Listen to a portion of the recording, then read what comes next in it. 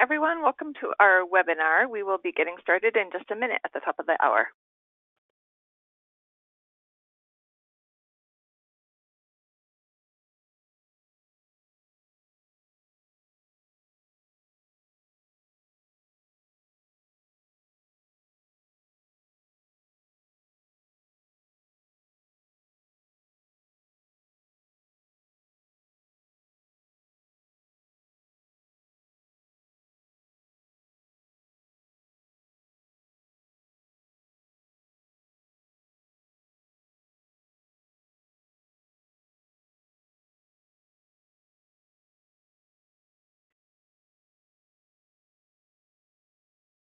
Hello, everyone, and welcome to Leading with Health, Complete Streets and Bicycle and Pedestrian Planning. I'm Sarah Zimmerman, the Program and Policy Director here at the Statistical National Partnership, and I am really delighted to facilitate today's webinar on the role of health stakeholders in advancing complete streets and bicycle and pedestrian planning efforts.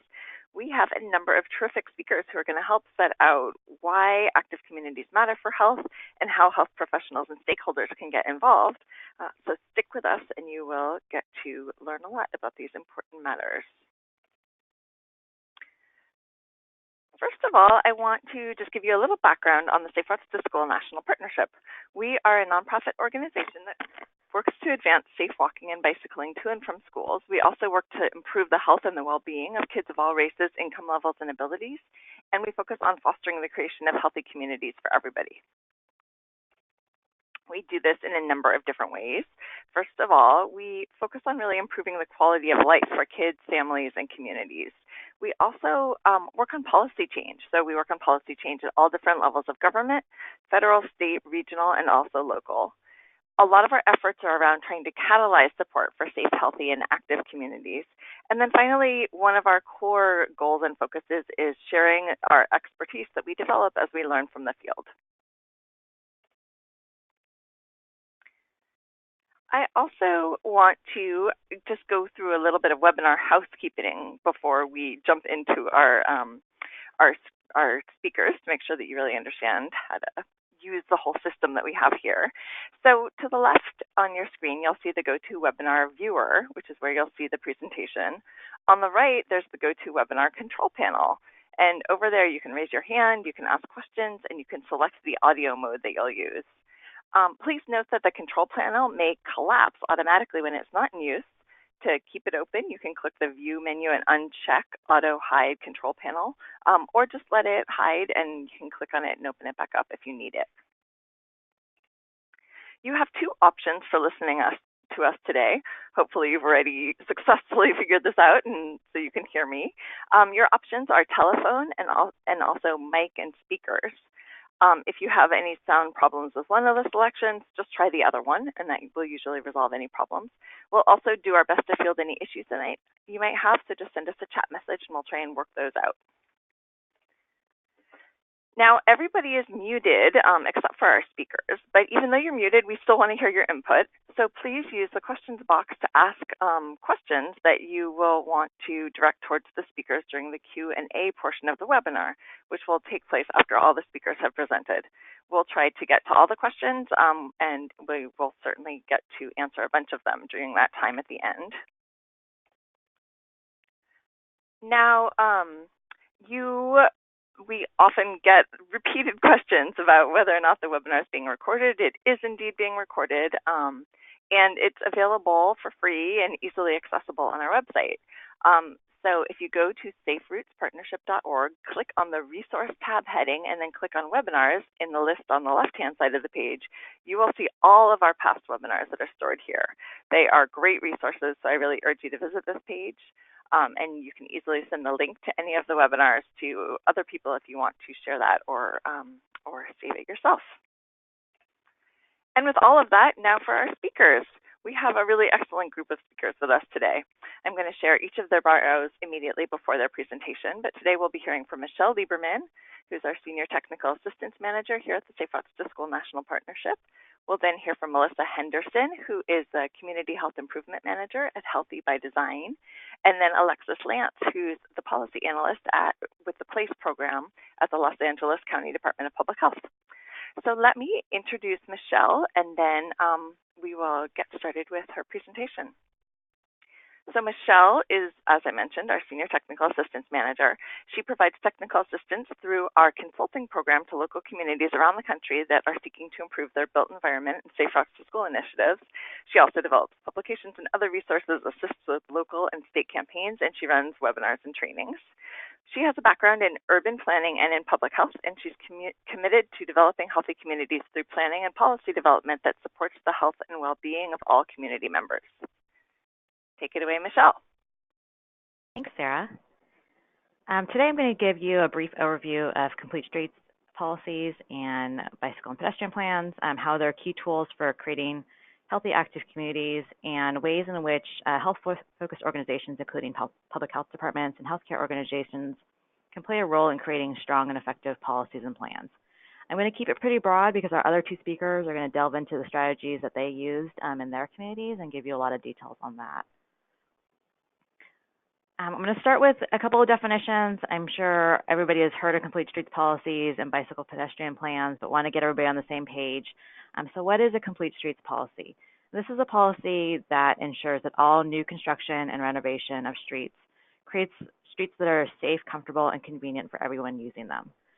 They can be adopted at the state or local level. Today we're going to focus on local level complete streets policies. This is really an overarching commitment by a city or a county to consider people walking and rolling and taking transit, not just people driving cars. And also a commitment to provide for people of all ages and all abilities on our streets. One of the key components of a strong complete streets policy is that it applies to new streets as well as renovation of existing streets. And these policies really guide city and county design and maintenance of roads, fund decisions, as well as what's expected of other parties, like private developers, if they have a responsibility for street improvements. So what's the bicycle and pedestrian plan? This is a document adopted by a city or county, whoever has jurisdiction over the streets, and it includes goals, objectives, and actions to improve street conditions and programs that support safe walking and biking. They can be combined into one plan and address both walking and biking. Sometimes they're separated out. And sometimes when they are combined, we refer to them as active transportation plans. So again, we're looking at a document that guides new facilities as well as changes to existing facilities with focused efforts to support walking and biking. And unlike a complete streets policy, this gets into more implementation focus and specifics on where things like new bike lanes or paths would go.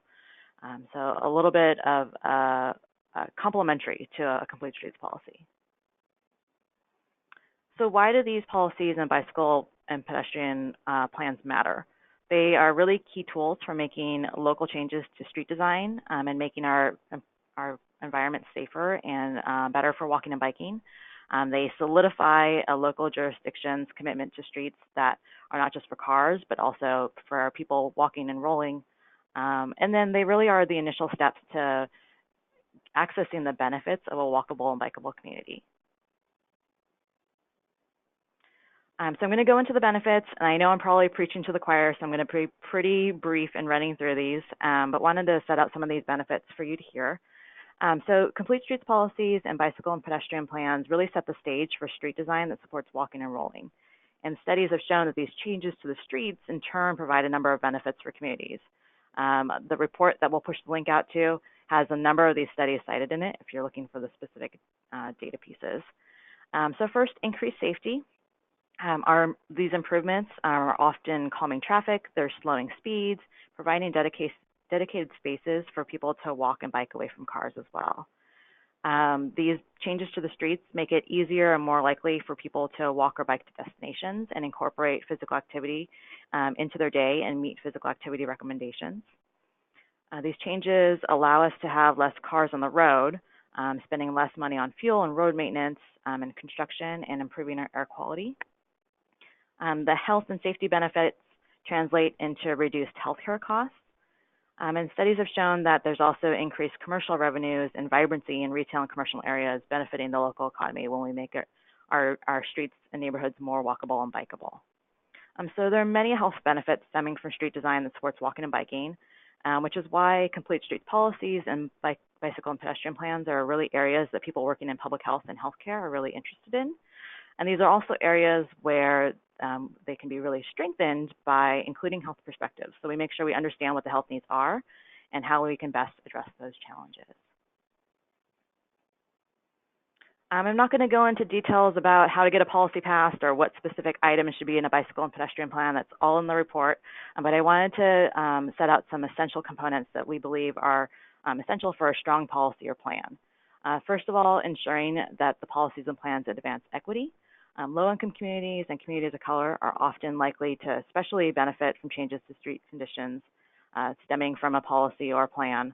Looking across the country, low-income communities and communities of color often have higher rates of traffic injuries and fatalities, are more likely to not have places to be physically active, and are more likely to need to walk or bike or use transit to get to work and everyday destinations.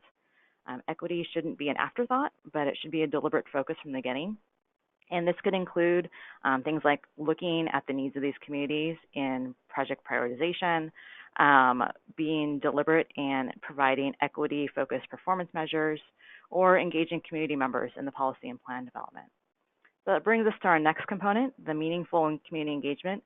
And we want to make sure that the policy and plan addresses local needs and priorities. And part of that is making sure that the community, the public, is really engaged throughout the process, not just the end. And they can really help us identify challenges because not everything is thrown through data or things that we see on maps, but listening to the people and making sure that we're addressing the local needs as well. Next component, define implementation steps. These specific steps increase the likelihood of follow-through, especially important in a bicycle and pedestrian plan to identify the responsible parties, what the timelines are. Along with this, providing performance measures and reporting. This increases accountability, so making sure the policy or plan is effective and the implementation is going as intended. And then finally, having some sort of implementation oversight, whether that be a formal committee or a formal process, again, to ensure accountability to make sure that the policy and plan is being implemented as we intended. And then ensuring different perspectives are included, including the perspectives of community members. So complete streets policies and bicycle and pedestrian plans are often developed by planners and engineers. I'm a planner myself. Some of us have a basic understanding of public health. Many of us do not. So having health stakeholders at the table provides a different perspective and makes sure that we're including health throughout. So some of the key roles that folks working in health can take, helping to translate the health data into transportation needs and policy language. Public health and healthcare organizations often have access to data and can help us analyze and interpret what those mean in terms of active transportation needs and really help us identify what policy language would be best to address those needs. Second, community engagement. Health organizations running programs in communities are often trusted by residents. They can help us access community members who might otherwise not be engaged in a process. And health, folks working in health also often know how to tell stories that take the technical stuff and make it meaningful for community members and make it meaningful and make it so they understand why they should participate. Another role is to provide health perspectives to decision makers. We want to make sure that the decision makers, usually the local elected officials, hear the benefits and about the local health context from health experts, either by providing public testimony or through input throughout the entire process. Another component is helping identify the non-infrastructure program recommendations. Especially in a bicycle and pedestrian plan, there's often non-infrastructure programmatic components as well, things to educate and encourage people walking and biking. And those working in health often work on community education and behavior campaigns, and this is really great knowledge and expertise that's beneficial, can help us really create effective programs. Then going down to funding and implementation. You'll hear a couple examples today where those working in health really took on funding some of the process. And then moving into implementation, either implementing the programmatic aspects or helping to support implementation of the infrastructure changes to the street as well. And then finally, evaluation. Health professionals are often more experienced than us planners and engineers with evaluation, and they can really help us develop evaluation processes and methodologies. So I know you're going to hear a lot of great examples from our other two speakers about the ways that their organizations had key roles in these plans and policies, but here are some other ideas. And then just want to let you know that we have a report and 2 fact sheets that go along with this webinar. They're available on our website, and Molly just pushed out the link. They're also, you can go onto our website, saferoutespartnership.org, and they're under the publications. Thank you.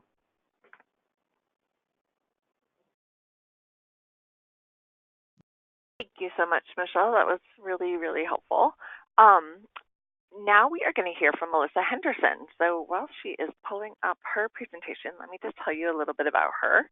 Melissa is the Community Health Improvement Manager for the Healthy by Design Coalition in Billings, Montana. Melissa earned a Master's of Public Health from the University of Arizona, and she has expertise in policy systems and built environment approaches to community health and evaluation. So we're so enthusiastic and excited to hear from you, Melissa. Take it away. Thank you. Hi, everyone. As she said, my name is Melissa Henderson, and I'm the Community Health Improvement Manager for Healthy by Design. And really, Healthy by Design is responsible for improving health within Yellowstone County, but today I'll talk mostly about Billings, Montana, because that's the city jurisdiction with which our Complete Streets policy was adopted. To give you a little context about life in Montana, Montana is often thought of as the last best place. We're known for our outdoor recreational culture, but we're also known for having kind of an independent streak. So a lot of people, there's a perception that health is an individual responsibility and we need to cowboy up to take care of ourselves. And so when it comes to community policy to promote health, it's really important to keep that perspective in mind. We are the 4th largest state geographically, but we actually only have over 1 million people across the state.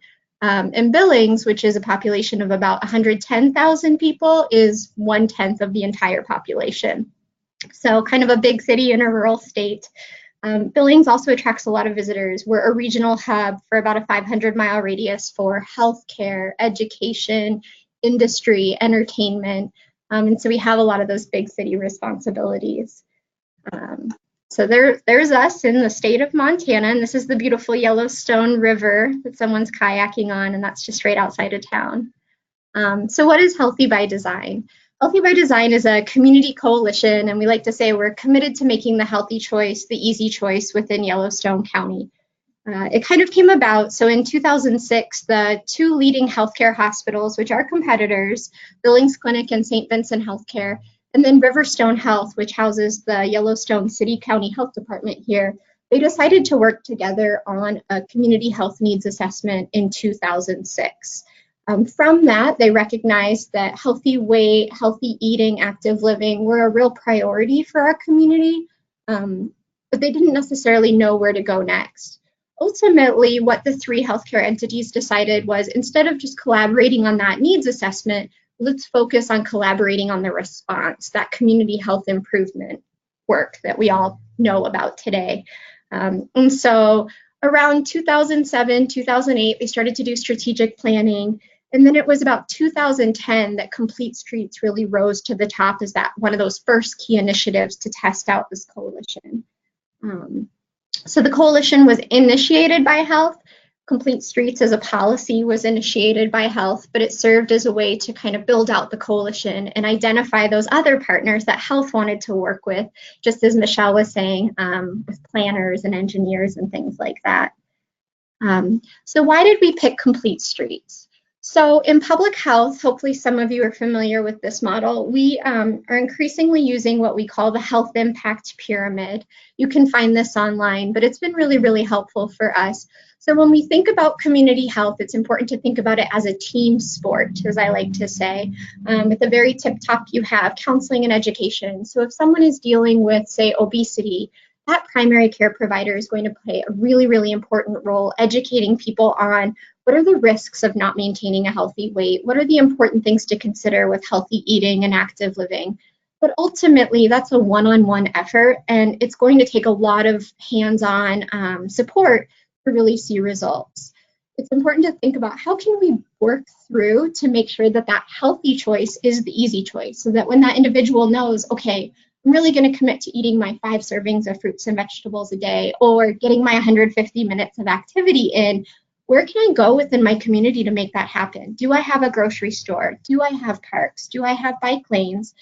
Do I have time? If I don't have time to build it in, can I start commuting to work? Is my community built in a way that I can do that? And so with Healthy by Design, we're really committed to looking at policy, systems, and built environment interventions that make that healthy choice the easy choice across the community. That being said, we recognize that socioeconomic factors in public health are the biggest drivers. Living in poverty, lack of educational attainment, those are issues that we still need to work on. But within our context, we're focused on those PSC approaches, policy systems, and built environment. So why did we focus on healthy wage? Why did we focus on complete streets?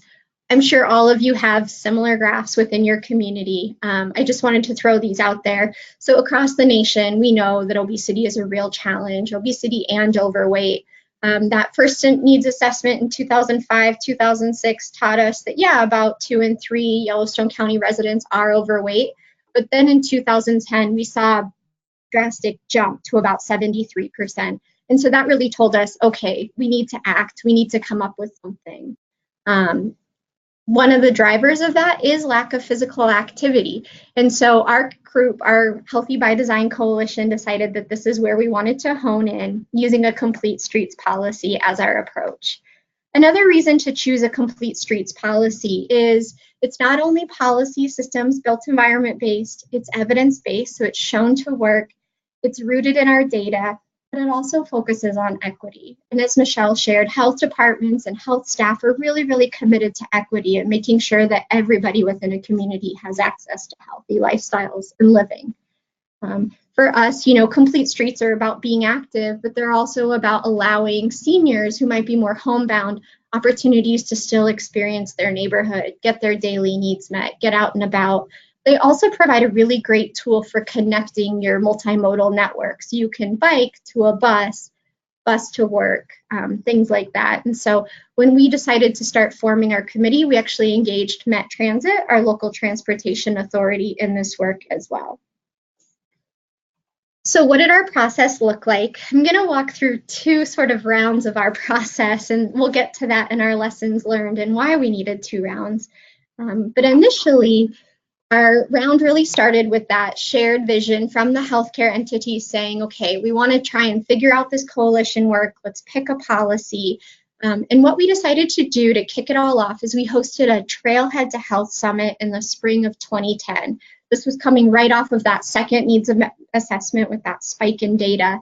And for those of you who know Mark Fenton, we actually invited him. He's a big complete streets walkability advocate. We invited him out to Billings to present during the summit, and we really spent time there just talking about what are the policy options, what are lessons learned from other communities, and where do we want to go for Billings. It's really important to tailor your policy to what your community needs. So from that summit, we spent the summer and the fall really organizing our committee of partners and starting to get to work. Our committee included Public Works because they're the ones that design and put in those streets, the Planning Department because they're the ones that oversee that bike plan, that pedestrian plan, and really help come up with the ideas of where things should go. We also included City Council, our Chamber of Commerce, and our local bike and trails advocacy group, now known as Billings Trail Neck. So after we spent all that time planning, we decided to start rolling out policy ideas. So we spent the spring really fine-tuning our policy, and then we kind of took it on a community roadshow. We started sharing it with people, getting feedback from the public, and then in the summer we took all that feedback, put it into the new policy, and really started identifying, okay, how are we going to communicate to our community why we need this policy? What does advocacy look like? And this is where it's really important to have that diverse coalition behind this, because in a lot of situations, city staff can't advocate. You're not allowed to if you work for the government. So who's going to step up and bring that up? start talking to council, organize bike rides to get people excited. And so we really leaned on our committee for that. In the fall, we were really successful. We actually presented the policy and it was adopted unanimously by our city council. And so right after that, in 2012, we started implementing. And by we, that's really public works and planning that start to move forward. We did recognize that to be able to see what change this created and to make sure that it was rooted in equity and the whole community was benefiting, that we needed to do a benchmark report. And so in 2013, we worked with Alta Planning and Design to publish our first benchmark report. Now, before I go to the next slide and talk about round two, I just want to point out this picture here is of Lewis Avenue in Billings, Montana. This bike lane served as a flashpoint for this policy, which leads me to round two. So in 2016, several city council members were elected because they didn't like seeing what was going on Lewis Avenue. That was not the policy implementation that they thought was a good fit for Billings. And so we revisited our process and we actually worked one-on-one with our city council members to help educate them on complete streets. And what was really important in this round was to recognize that equity can't just be part of the conversation, it actually needs to be at the forefront of the conversation. It doesn't work when it's a bunch of advocates in spandex going to city council demanding bike lanes. It really needs to be those youth that aren't old enough to drive, or those seniors who no longer feel comfortable driving, or people that are just trying to get life back on track and can't afford a car. And so we really pushed that equity discussion and had people, as the organizers, we sort of stepped aside and said, you know what, let's have that middle school students speak to city council and talk about it. This also was a helpful reminder that you can't just pass the policy and think it's all going to go great, right? You need to do ongoing education to those new city council members. So in 2016, our policy was reapproved, but it was changed quite a bit. So they took out the health data. We added a checklist so that if a street wasn't given a complete streets treatment, we could understand why. Is it because the street right a block away has a complete street component in it? Is it because it just didn't really fit with the norm and we need to look somewhere else? The other thing is we also added a design review stage. So at 30%, engineering goes to city council to talk about what the treatment is so people don't kind of get nervous about what happened on Lewis Avenue.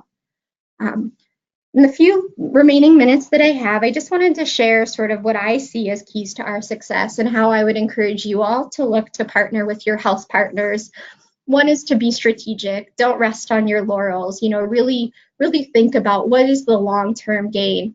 Adopting the policy is one thing, but it's going to take several years to get those complete streets in and probably a decade to really see those findings in your needs assessment and your health outcomes. So you really need to think about that. The other thing is putting in the time. The worst thing you can do to a city council member when they're on the community television is throw a bunch of facts with them and then at them in public and then expect them to make a great choice. You really need to give them the time to understand the policy, the value, the equity component. I think for a lot of us, the first time we hear equity, we kind of don't get it. And so it takes time and we need to put in that time. Committing to the measurement and making sure you share the measurement is really, really important as well. Leveraging the momentum of your group. You know, I think that there are certain areas that planning wants to go. And so working together to make sure the complete streets policy does fit into that bike plan and vice versa. And then lastly, with engaging your health partners, I think Michelle actually covered this really well. Health is really great at measurement. So making sure that, you know, you're partnering with them, they're collecting community health needs assessment data, they're measuring health in the interim, so they have a lot of access to that information.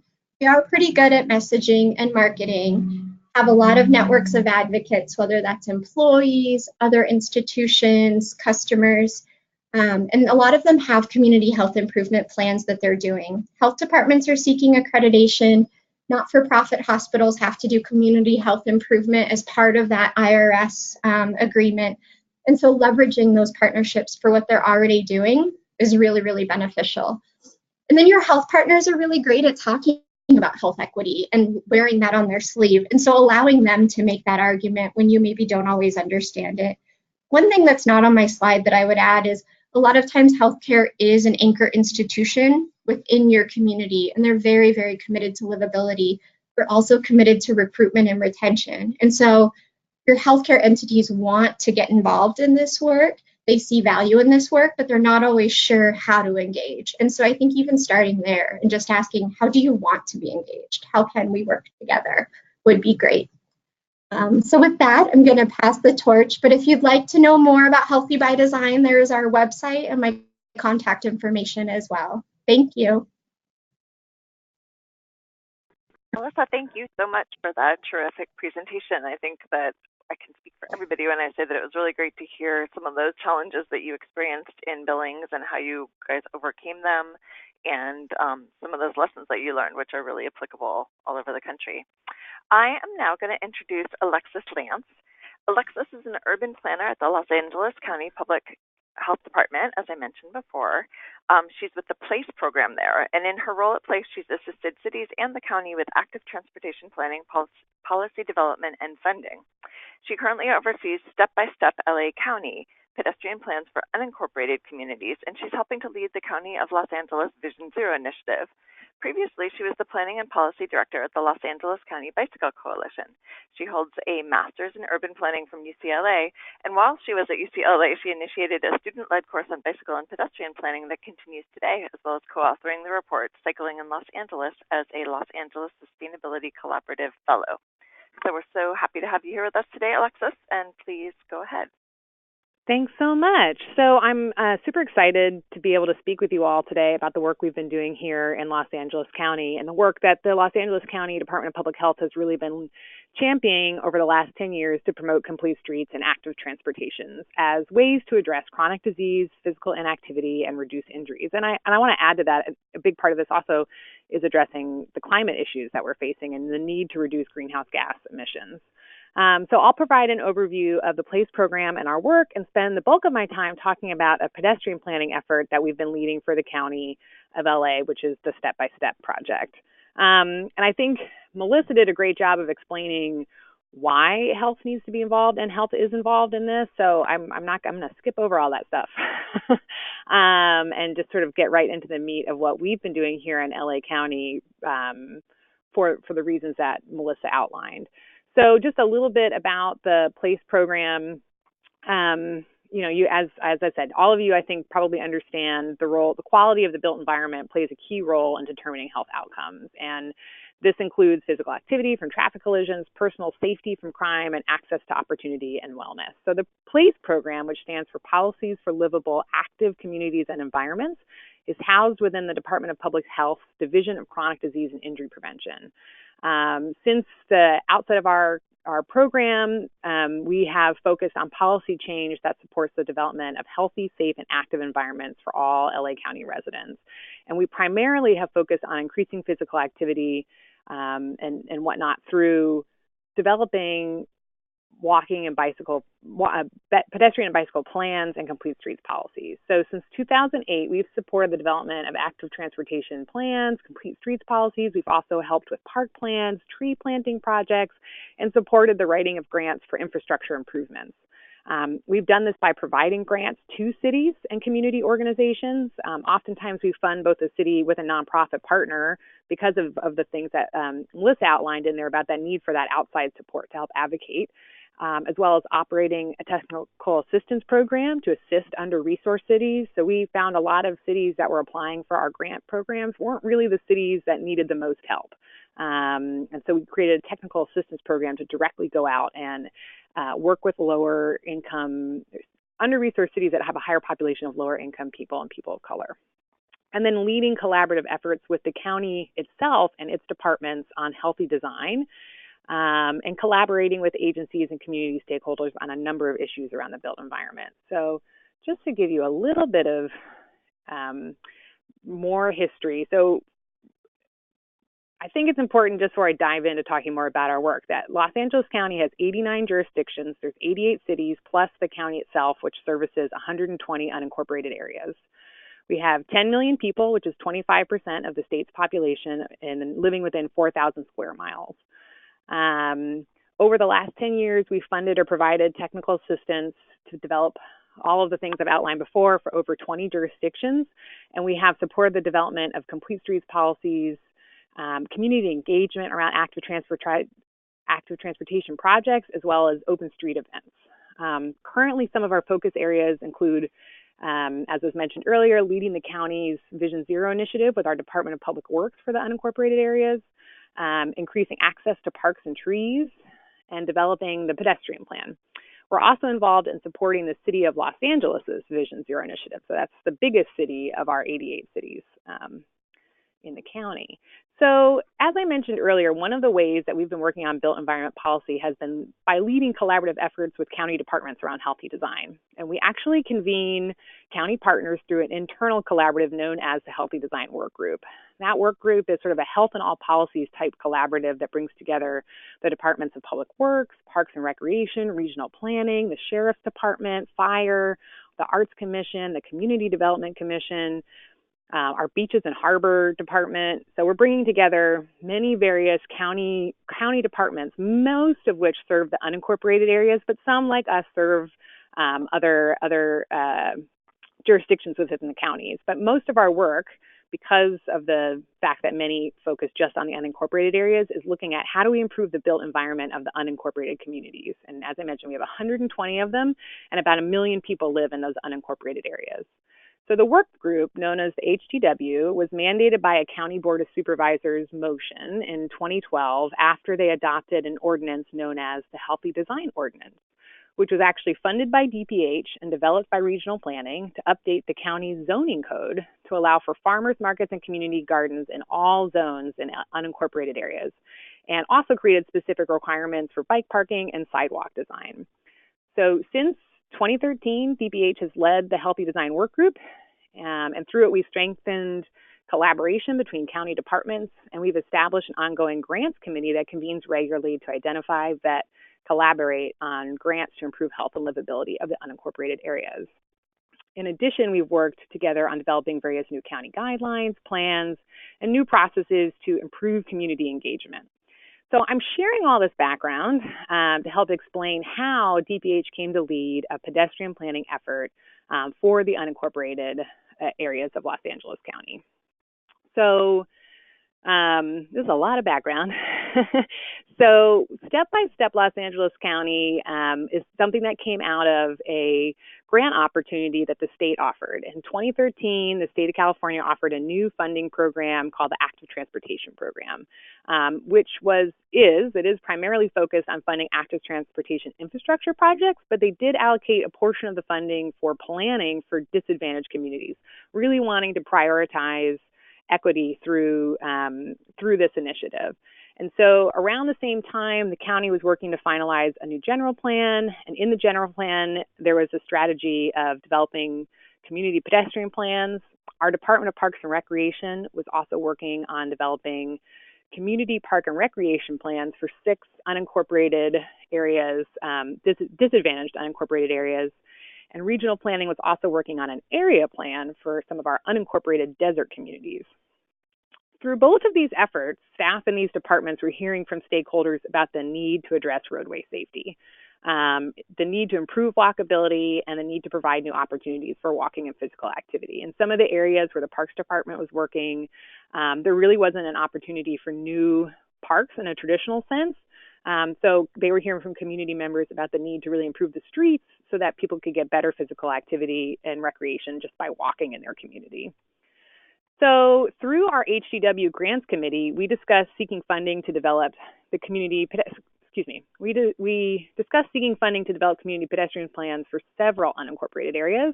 And together with Regional Planning and Public Works, we decided that the PLACE program, which includes several transportation planners, had the best capacity to take on this type of planning effort. Regional Planning has typically deferred transportation planning to Public Works. And, Public Works has hired consultants to do that work, but they don't actually have any planners on staff. So at the time, it made sense for PLACE to really take this on and play the lead role in what would traditionally be something that the Regional Planning Department or Public Works would do. So by working together through the HDW, we identified 4 unincorporated communities from 4 of our 5 supervisorial districts. So we have 5 supervisorial districts that oversee all of the county, and 4 of them had disadvantaged communities that met the state's qualifications in terms of median income, environmental burden, and number of students participating in free and reduced school meals. These were also communities that had high rates of obesity and high rates of collisions involving people walking that resulted in fatalities or severe injuries. And as I mentioned, these were also communities where we had recent planning efforts that really highlighted the need to address traffic safety and improve opportunities for walking. So the communities we honed in on are Lake Los Angeles in the green, that's in the desert, Walnut Park, which is in red in the sort of urban core of South LA, Westmont, West Athens in blue, which is also in the urban core of South Los Angeles, and West Whittier, Los Nietos, which is in purple in a more suburban area. So we were able to identify 2 urban, 1 suburban, and 1 rural unincorporated community to do this pedestrian planning, which really gives us an opportunity to look at how do we do pedestrian planning in very different road and land use typologies, where there's sort of different issues that these communities are facing. So the need for a pedestrian plan really stemmed from looking at the data as well. As I mentioned, we looked at data around collisions, also around obesity. We looked at other data, but I'm just going to highlight these 2. So based on our County Vision Zero initiative, between 2013 and 2017, 219 people were severely injured or killed while walking, and 86 were killed. 219 were severely injured and 86 were killed. Many of those collisions are happening on the primary streets of the PED plan project areas, especially in the urban communities of Walnut Park and Westmont, West Athens. Pretty much every single major street in those communities is one where we have a high rate of fatal and severe injury collisions. And in some of our project areas, obesity is over 30%. So for example, while the county average is 24% for adults and 23% for kids, in the communities we're focusing in on through the PED planning effort, for example, Walnut Park, 38% of children in that community are considered obese, and 35% of adults in Westmont are considered obese. So there's a real need from a health perspective and an equity perspective to look at how do we address these communities that are really facing a lot of hardship from the socioeconomic factor, which is resulting in poor health outcomes. And a lot of that stems, I think, from historic inequities in terms of government policy. And so how do we really start to address that? And one of the ways is through looking at our streets. So in 2015, we were awarded funding, and work began in earnest in 2016 to develop our community pedestrian plans. What we realized was, because we had applied to do 4 separate pedestrian plans, that, policies and procedures are not typically tailored to a community. Those are something that exist at a higher level. So we decided to sort of change our process and develop a countywide framework for pedestrian policies, programs, and procedures for all unincorporated communities, and include the 4 community pedestrian plans as chapters. And those community pedestrian plans identify the specific improvements that are needed in these communities. So the pedestrian plan provides the county an opportunity to look at specific actions that our departments can take to update policies, practices, and procedures to improve walkability and eliminate fatalities and severe injuries to people walking. It proposes new programs that, multiple county departments are involved in. So Safe Routes to School is something that public health can play a role in, that public works can play a role in. We also have, our arts commission can play a role. There's so many different roles county departments can be involved in it to improve walkability of communities. So the programs were a real opportunity to look at how do we engage non-traditional partners, because oftentimes I think when a pedestrian plan or an active transportation plan is done by a public works department, it tends to reflect what public works can do, but this gave us an opportunity to really look at the role that a lot of different county departments can play, ones that aren't traditional partners, the Community Development Commission and whatnot. So our hope is that by creating this framework that can be added to, the county has more flexibility to change things going forward and to add in additional community-specific pedestrian plans over time as funding allows. And one of the things we did to address equity is in the plan policies, we actually identify the need to prioritize community based on equity factors around demographics as a way of choosing the next communities to focus in on. And we also included that lens around social equity and health equity in terms of prioritizing projects for implementation. So how the plan was developed. So I think a big thing that, we just really want to highlight is the real need to work with community stakeholders and have them really integrally involved in the project. So through this grant, we were able to hire some additional staff to our team, one of which was an outreach manager. And we also allocated funding to bring on community-based organizations to help lead the outreach efforts in each of our focus community. We felt it was important to contract with community-based organizations to lead community engagement because we wanted to invest in organizations that are already invested in our focus communities. Ideally, they're going to continue to work in these areas beyond the terms of our grant, and that this was important to us because they have existing relationships with community members and are engaged in existing work that can be leveraged to reach stakeholders who don't typically come out to meetings organized by the county.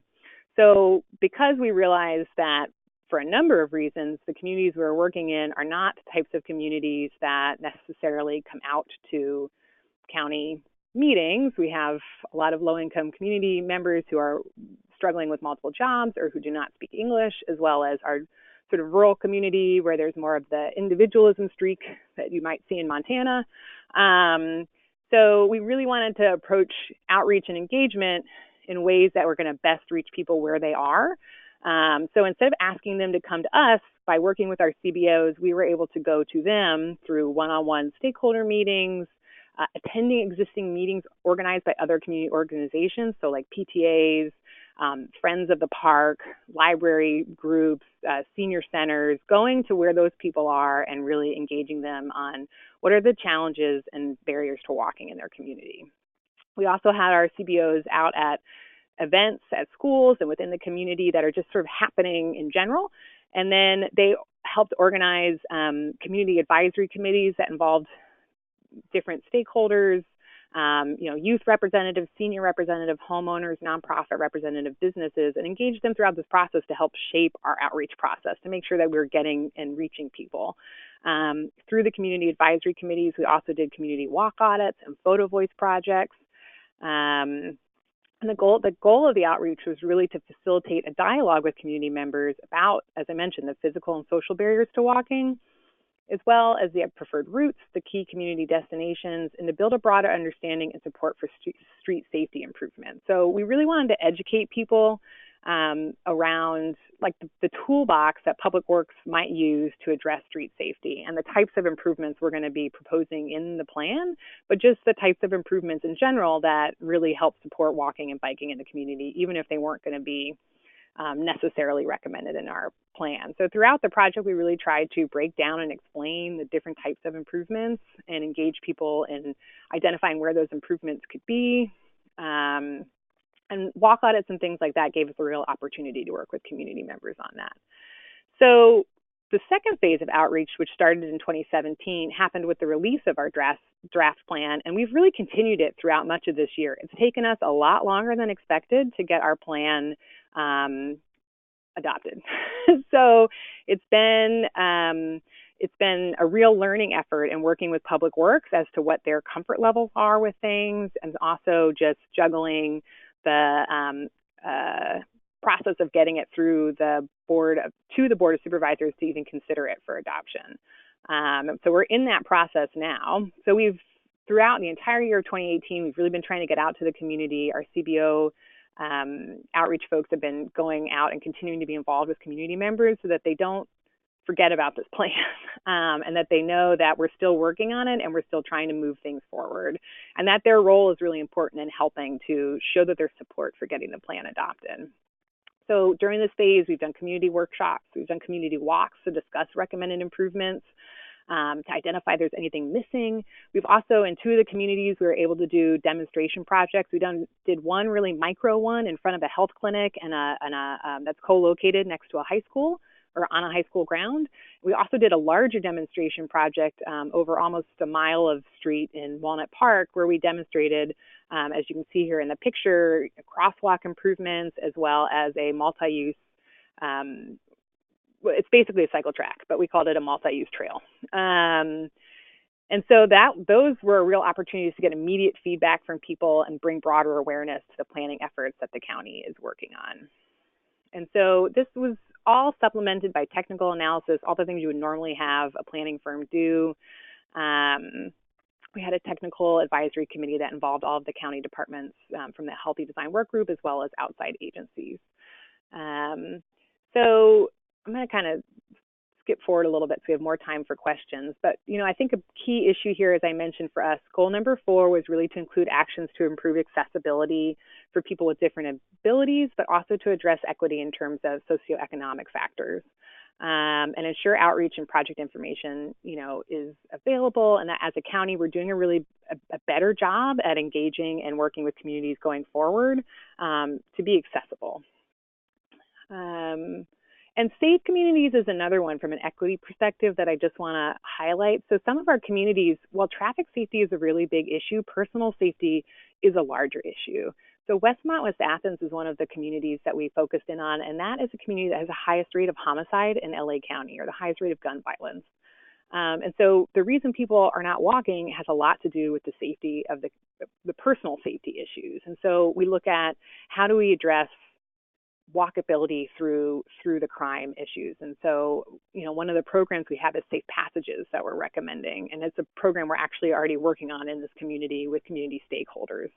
So that's another thing of just understanding that traffic safety isn't the only reason why people are or are not walking, and the need to really think holistically with law enforcement and other community stakeholders that how do you address community safety.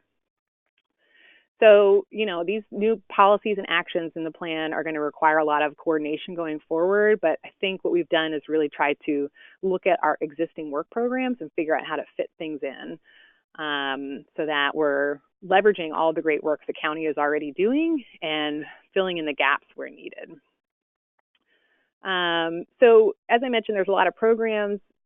We recommend them at a county level, but in each community pedestrian plan, we identify the programs residents express interest in or already are actively working on. Like in Walnut Park, the YWCA, who is our funded partner on outreach, they already are doing walk to school day events and working with the schools in that community around safe routes to school programs. So that's something that we highlight that community is already enthusiastic on, and there's already a local community partner doing work on that. So it's something the county should really leverage and help to expand. So the community pedestrian plans, as I mentioned, really start to look at what are the specific issues in these communities, what are the demographics, the health outcomes, the things that we need to understand about the community context to help shape the recommendations that are in the plan. And then we map the recommendations about based on where people are being killed and injured, based on what the community told us about their preferred walking routes and destinations they want to be able to get to. And these involved community members and the project team, as I mentioned, going out to the streets to identify like where sidewalks are or are not, where lighting is an issue, through the walk audits that I mentioned that we did. So the plans also document all the outreach that was done, as well as I mentioned, the programs and whatnot. So they're sort of standalone plans. It's just that the policies is in this sort of larger document, but the plans can kind of be taken out and go with. And that's kind of a nice thing, is that each community has a plan that they have ownership over, and the supervisor can take and see, oh, these are all the things that I need to do in my district. So, I think sort of it includes the things you would expect to see: crossing improvements, curb extensions, whatnot. And as I mentioned, we're in the final stages of this planning effort. The plan's been completed, and now we're working on getting our hearing scheduled so that this document can be considered for adoption. And what we're doing that's made it a little complicated is this is actually going to be an amendment to the county's general plan. So the plan will be added to the county's mobility element of the general plan. But even though the plan's not been formally adopted, the exciting thing is that Public Works has already taken the initiative to use the plan project list to start securing funding to implement the projects identified in the plan. So as I mentioned, there's a state active transportation program grant, and that comes up every 2 years. So they've already been working on applying for funding through that to start implementation. So hopefully we'll find out about that in January. So They're also pursuing funding to further study the potential for reconfiguring some roadways where, because of competing priorities with our existing bike master plan, the county's signal sync program, we've identified, a couple of streets that could use a corridor study because they've had a lot of fatalities on them. There's a lot of desire from community members to see a lot of crossing improvements, but we need to balance that with the other modes. And so they're pursuing some additional funding to do corridor studies to look at, if we do a road diet on one street, what happens to the other one? Or can you do a road diet on both streets? So hopefully this will enable the county to build more will internally and with community stakeholders to make progressive change to the roadways. And this is especially important because as I mentioned, Vision Zero is something we were working on. That was something we were instructed to do back in 2017. And many of the streets we identified as needing future corridor studies are also on the county's, what they're calling the collision concentration corridors or high injury network. So there are about 3% of streets where 50% of fatal and severe injury collisions are happening in the unincorporated areas.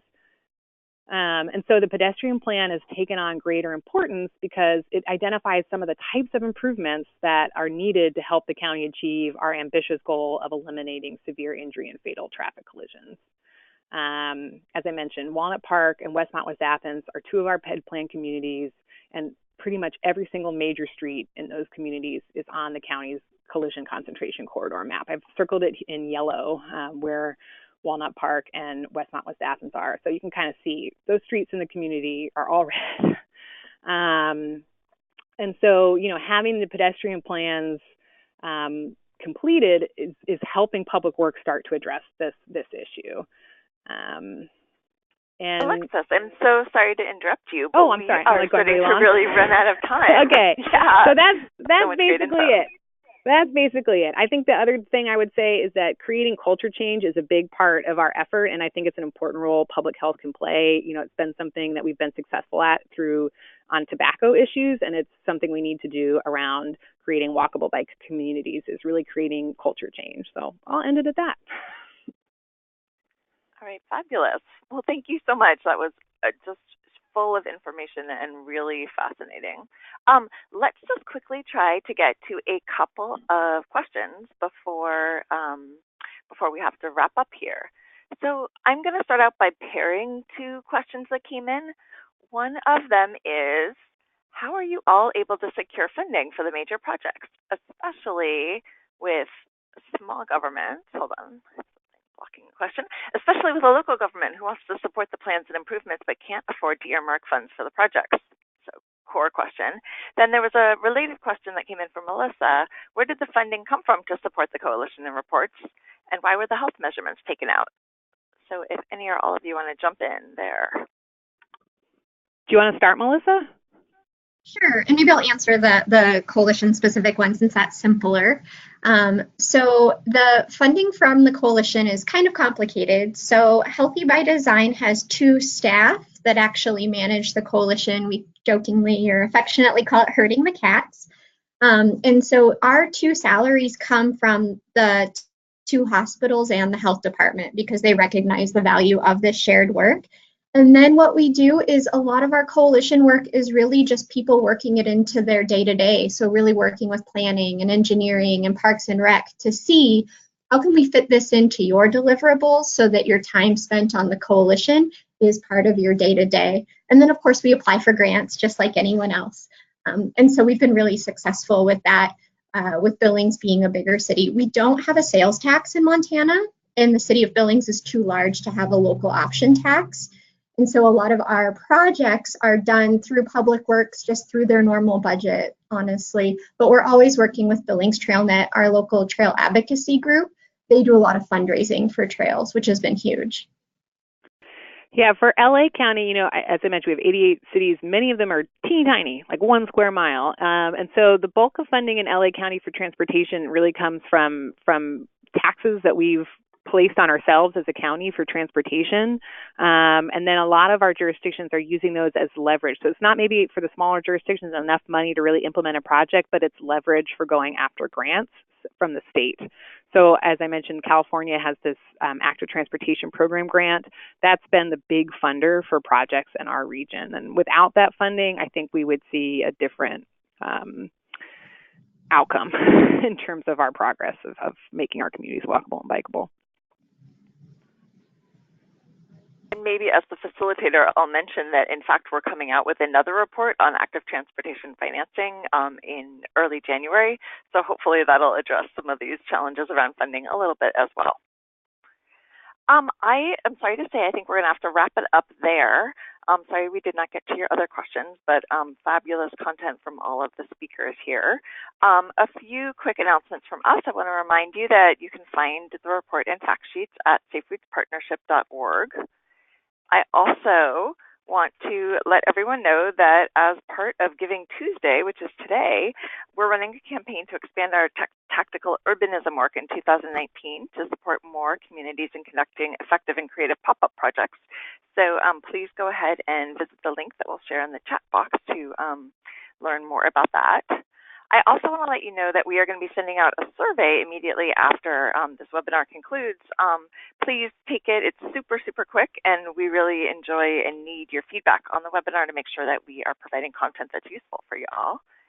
And then I want to say, again, a thank you to all of our speakers, and a thank you so much to all the attendees. We really appreciate you attending the webinar, and we wish you happy holidays and look forward to seeing you on our next webinar in January. Bye, everyone.